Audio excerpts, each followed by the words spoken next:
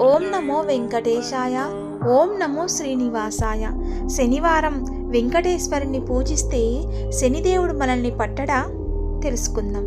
శనివారంకి అంత ప్రాధాన్యత ఏమిటి కూడా తెలుసుకుందాం. శనివారం వచ్చిందంటే చాలు వెంకటేశ్వర స్వామి భక్తులు పూజలు పునస్కారాలతో నిమగ్నమై ఉంటారు.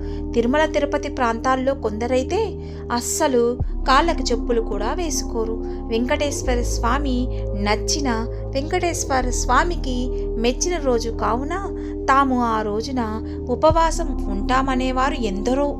శనివారానికి అంత ప్రాధాన్యత ఉంది. మరి ఆ శనివారానికి ఎందుకంత ప్రాధాన్యత? వెంకటేశ్వర స్వామికి ఆ వారం ఎందుకు అంతగా నచ్చిందంటే కొన్ని కారణాలు తెలుసుకుందాము.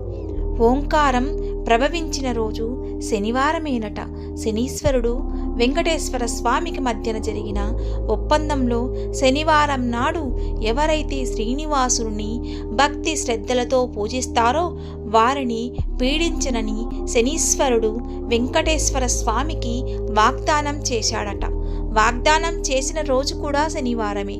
శ్రీ వెంకటేశ్వర స్వామి శ్రీ మహాలక్ష్మిని తన వక్షస్థలంలో నిలిపిన రోజు కూడా శనివారమే. శ్రీనివాసుని భక్తుల మొట్టమొదటిసారి దర్శించిన రోజు శనివారమేనట.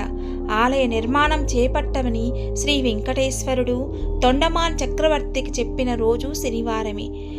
శ్రీనివాసుని సుదర్శనము పుట్టినరోజు శనివారమే. శ్రీనివాసుడు ఆలయ ప్రవేశం చేసిన రోజు కూడా శనివారమే. శ్రీనివాసుడు పద్మావతీ దేవిని వివాహమాడిన రోజు కూడా శనివారమే. ఇలా శ్రీనివాసునికి శనివారం అంటే అంతా ప్రీతిపాత్రమైంది. అందుకే అదే భక్తులకు కూడా మార్గమైంది. విన్నారుగా వెంకటేశ్వర స్వామికి శనివారం ఎందుకంత ప్రాధాన్యత. ఈ వీడియో మీకు నచ్చినట్లయితే తప్పకుండా సబ్స్క్రైబ్ చేయండి, షేర్ చేయండి, కామెంట్ పెట్టండి. సర్వేజన సుఖినో భవంతు.